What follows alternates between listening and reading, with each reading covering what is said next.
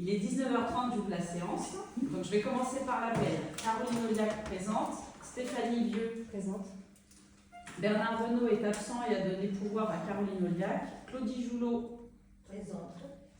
Pierre-Jacques est absent et a donné pouvoir à Stéphanie Vieux. Patricia Anger Présente. Mathieu Chamaillard Présent. Joanne Etienne Présente. Damien Kopic n'est pas là, il n'a pas donné pouvoir, on va attendre un petit peu voir s'il nous rejoint. Marie Richard Présente. Jacques Arnaud, Présent. Éric Biolot, Présent. Solange Aillon, Présente. Nicolas Favre, Présent. Hélène Guichet, Présente. Joël Laille est absent et a donné pouvoir à Claudie Joulot, Lolita Blanc, Présente. Déléa Guillard est absent et n'a pas donné de pouvoir, on va attendre un petit peu voir s'il arrive, et Philippe Audou, de même. Donc je vais demander un ou une secrétaire de séance, s'il vous plaît. Qui veut? Je vais faire le même. Voilà, on va changer dans ce cas-là. Patricia Anger, merci.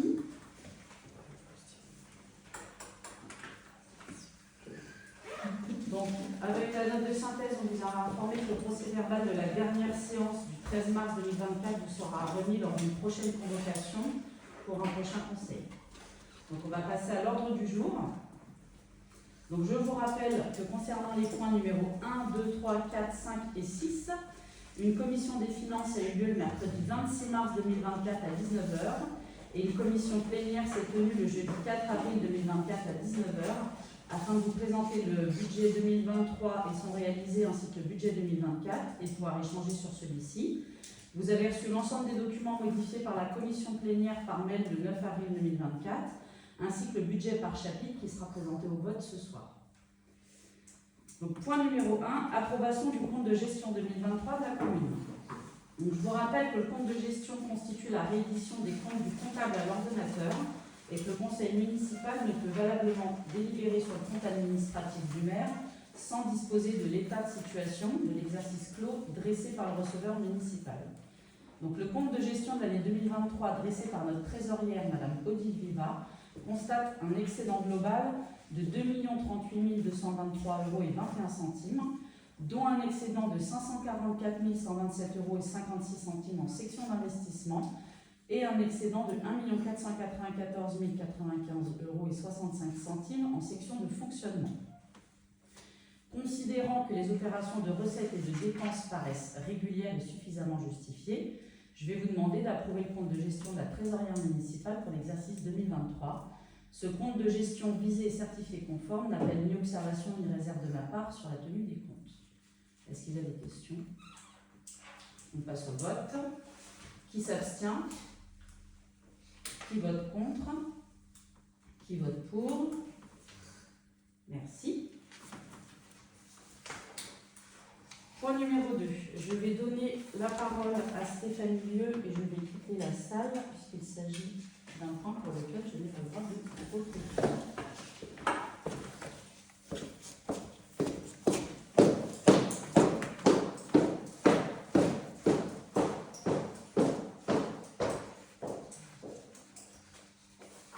Alors, donc, le compte administratif de l'exercice 2023, dressé par le maire Madame Caroline Audiac, constate un excédent global de 2 038 223,21 €, dont un excédent de 544 127,56 € en section d'investissement et un excédent d'1 494 095,65 € en section de fonctionnement.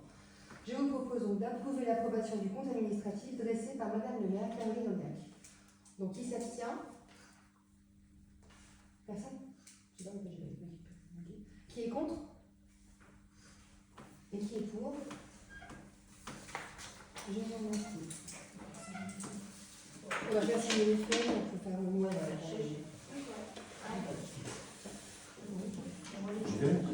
oui, bah c'est bon.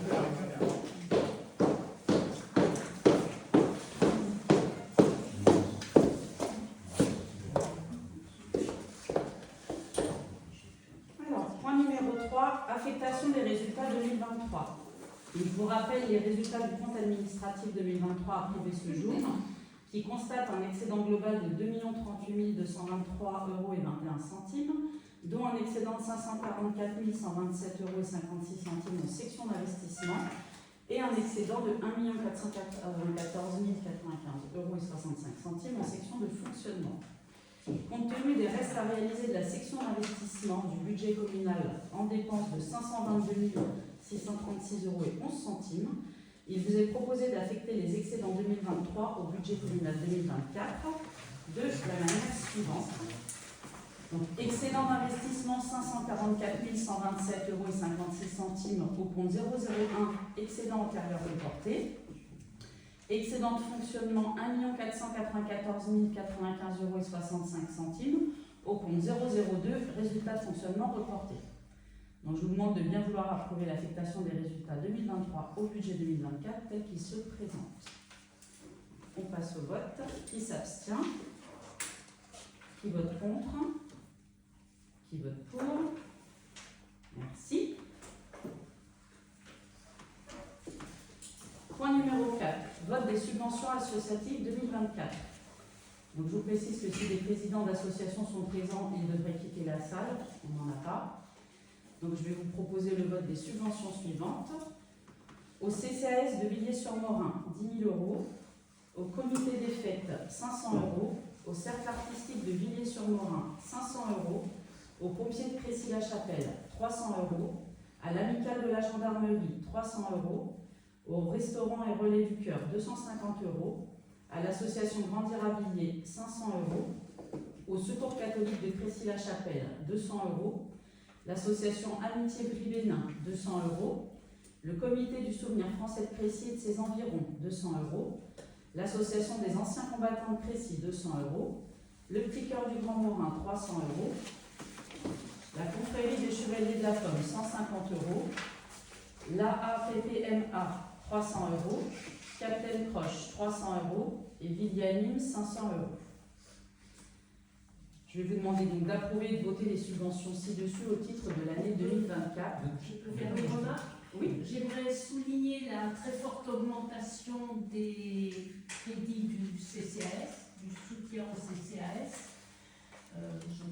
C'est 2 ou 3 000 €, peut-être vous pouvez le rappeler, Madame le maire.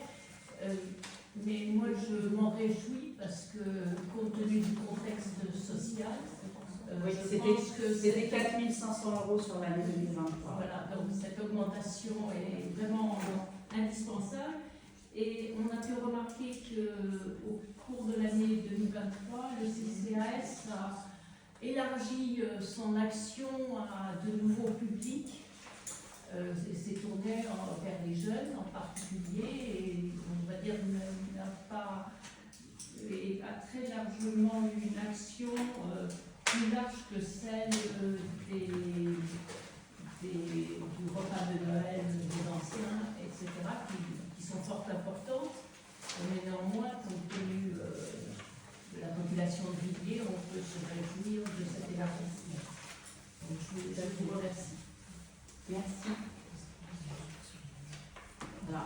Hop. Donc, on signale qu'il y a une erreur sur une subvention par rapport à ce qui a été décidé et proposé. Oui.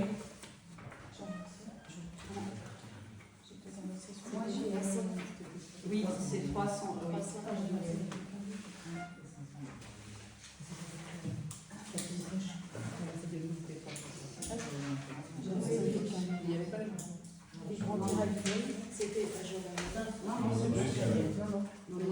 C'est juste une coquille, une erreur de frappe sur la subvention. Donc c'est corrigé, il y a une 300. Donc je vais vous demander d'approuver et de voter les subventions au titre de l'année 2024. Donc on passe au vote. Qui s'abstient? Donc qui s'abstient? Qui vote contre? Et qui vote pour? Et non, merci. On va attendre que M. Aubin s'installe pour le point numéro 5. Bonsoir.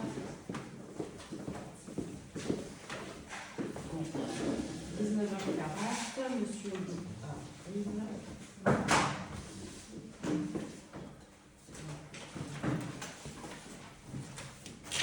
Est-ce qu'il y a un pouvoir pour monsieur Aguillard ou pas? Non. Non, d'accord.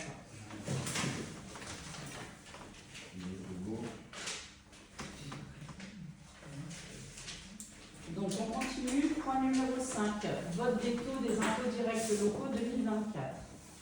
Donc, je vous rappelle qu'un tableau avec plusieurs simulations de taux pour les impôts directs locaux 2024 a été transmis aux élus lors de la commission plénière. Donc, je vous propose le vote des taux des impôts directs locaux suivants. Donc, taxe foncière bâtie 45,77%, ce qui fait un montant de 776 717 €. Taxe foncière non bâtie, 68,03%, ce qui fait un montant de 29 389 €.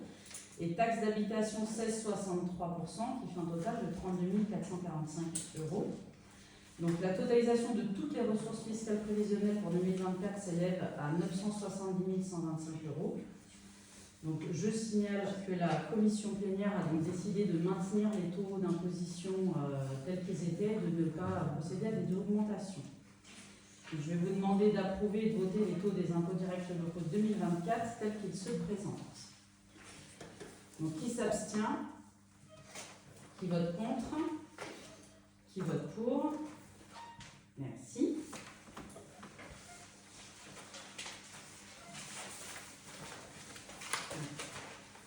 Point numéro 6. Donc, vote du budget unique 2024 de la commune. Donc, je vais vous présenter le budget unique 2024 de la commune qui s'équilibre en dépenses et en recettes de la façon suivante. Donc, section de fonctionnement 3 210 365 € et section d'investissement 2 678 271 € . Donc, le budget unique est voté par chapitre. Donc, je vais vous les donner. Donc, pour la partie dépenses de fonctionnement, chapitre 11, 746 850 €. Chapitre 12, 787 000 €. Chapitre 14, 31 806,60 €. Chapitre 23, 1 502 277 € . Chapitre 65, 126 050 €. Chapitre 66, 12 081,65 €. Chapitre 67, 4 000 €. Chapitre 68, 300 €. Pour les recettes de fonctionnement, chapitre 002, 1 494 095,65 €. Chapitre 70, 163 360 €. Chapitre 73, 32 000 €. Chapitre 731, 983 362 €. Chapitre 74, 498 524,98 €. Chapitre 75, 38 800 €. Chapitre 77, 223 €. Pour la partie investissement, pour les recettes, chapitre 001, 544 127,56 €. Chapitre 21, 1 502 277,38 €. Chapitre 10, 177 210,68 €. Chapitre 13, 204 606 €.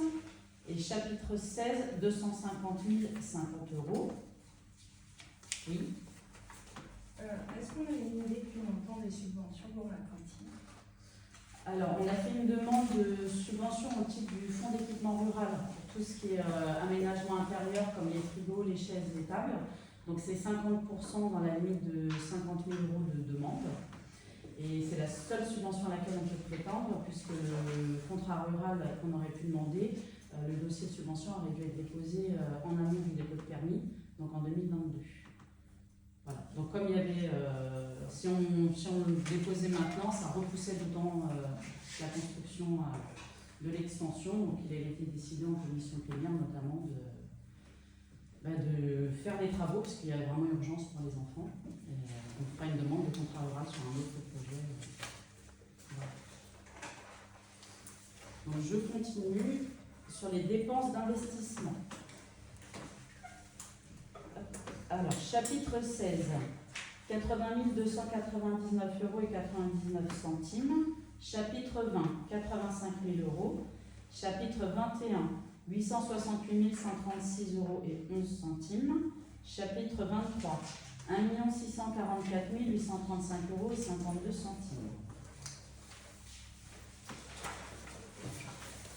Donc je vais vous demander de bien vouloir approuver et voter le budget unique 2024 de la commune tel qu'il se présente.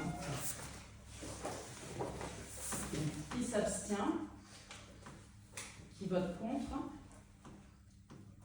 Un vote contre. Et qui vote pour? Merci.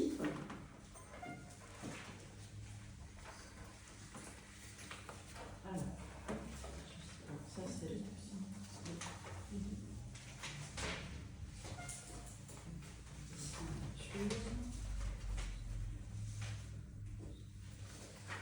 Donc je vais vous faire passer les feuilles à émarger. Soit les budgets. Ah oui. Ceux qui ont des pouvoirs, il faut signer en PO également sur les feuilles.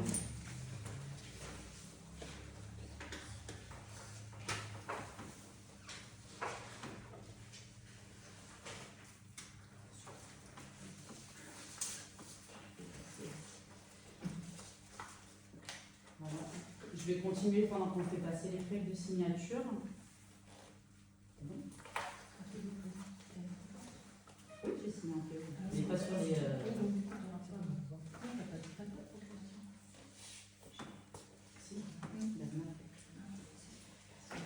Donc je continue. Point numéro 7. Contrat de maintenance des installations de climatisation. Donc je vous rappelle qu'on a différents climatiseurs qui ont été posés dans l'école maternelle, primaire et à la mairie au premier étage. Il convient d'assurer l'entretien de dépannage des équipements techniques sur la base de 2 visites par an pour un montant de 1 386 € TTC par l'entreprise RJNCO. Donc cette dépense est prévue dans le budget communal 2024. Donc je vais vous demander de bien vouloir accepter ce contrat de maintenance et de m'autoriser à signer tout document relatif à cette demande. Non, il n'était pas présent. C'est le compte administratif. C'était sur les premiers points. C'est le compte administratif ou c'est le budget? C'est le premier. Oui, c'est le premier. T'as pas Non. Ah oui, j'ai pas. Donc pour les contrats de maintenance, donc je vais vous demander de bien vouloir accepter le contrat, d'autoriser à signer tout document relatif à cette demande. Est-ce qu'il y a des abstentions? Est-ce qu'il y a des contre? Et pour? Merci. Point numéro 8. Contrat d'entretien du chauffage de l'église. Donc il convient d'établir un contrat d'entretien pour le chauffage de l'église, des 22 aérothermes gaz et de la chaudière à gaz, pour un montant de 715 € TTC par l'entreprise Sassoon Corse-Saint Leco, professionnel du gaz, installation et maintenance. Donc cette dépense est également prévue dans le budget communal 2024. Je vais vous demander de bien vouloir accepter ce contrat de maintenance et de m'autoriser à signer tout document relatif à cette demande. C'est 715 par an, ça? Oui. Oui. Donc, est-ce qu'il y a des abstentions? Est-ce qu'il y a des contre? Philippe, tu t'abstiens? Oui, oui, pour un contrat d'entretien sur du matériel qui est complètement... Bah non, il y a une révision qui a été faite et justement, le prestataire a confirmé qu'avec un entretien, pour l'instant, le chauffage fonctionnait toujours. Voilà. Il a été révisé après la réouverture de l'église. Est-ce qu'il y a des contre? Les pour? Merci.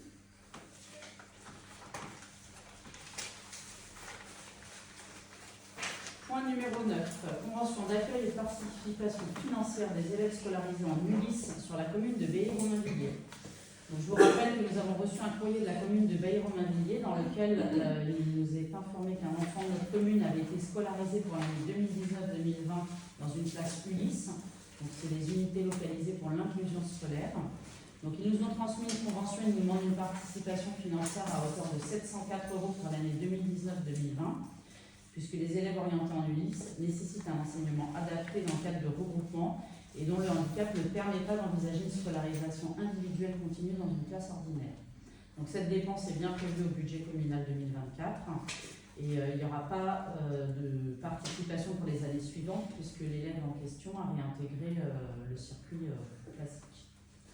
Donc je vais vous demander de bien vouloir accepter la convention et la participation de 704 € pour l'année 2019-2020 et de m'autoriser à signer tout document relatif à cette affaire. qu'on passe au vote. Est-ce qu'il y a des abstentions? Est-ce qu'il y a des contre? Des pour? Merci. Ensuite, point numéro 10, affaires diverses. Donc, je vous informe que la CACPB a voté un budget de 1,5 million d'euros pour lutter contre les inondations et les ruissellements sur le territoire pour effectuer des travaux d'urgence. Donc, cela se traduit pour notre commune par des travaux d'aménagement dans le chemin des Roches qui ont démarré ce lundi. Ensuite, On je vous peut en... connaître le montant pour la commune. Pour la commune, 15 000 euros. 15 000 euros. Oui. Donc, pris en charge par l'AGLO pour renforcer la récupération des eaux de ruissellement dans le chemin des Roches. Ensuite, je vous informe, on a reçu des remerciements de la part des pompiers de Crécy, puisqu'on leur avait prêté du matériel, vous en avez informé sur un précédent conseil pour leur loto. Voilà. Ensuite, je vous informe que dans le budget qu'on a voté, comme il avait été vu en commission plénière, il y a des emplois jeunes qui sont prévus, 2 mois d'emplois jeunes, donc on va faire des annonces Facebook et sur le panneau électronique et sur le site de la mairie sous peu pour des jobs d'été. Voilà. Et ensuite, je vous informe, pour ceux qui n'auraient pas eu l'information, que M. Robert Zilliot, qui a été conseiller municipal dans notre commune pendant 55 ans, est décédé à l'âge de 104 ans. Et donc la bénédiction sera célébrée ce lundi 15 avril à 14h30 à l'église Saint-Rémy de Tours. Est-ce qu'il y a d'autres affaires diverses? Non. Bon. Si c'est bon pour tout le monde, je vais lever la séance. Il est 19h53.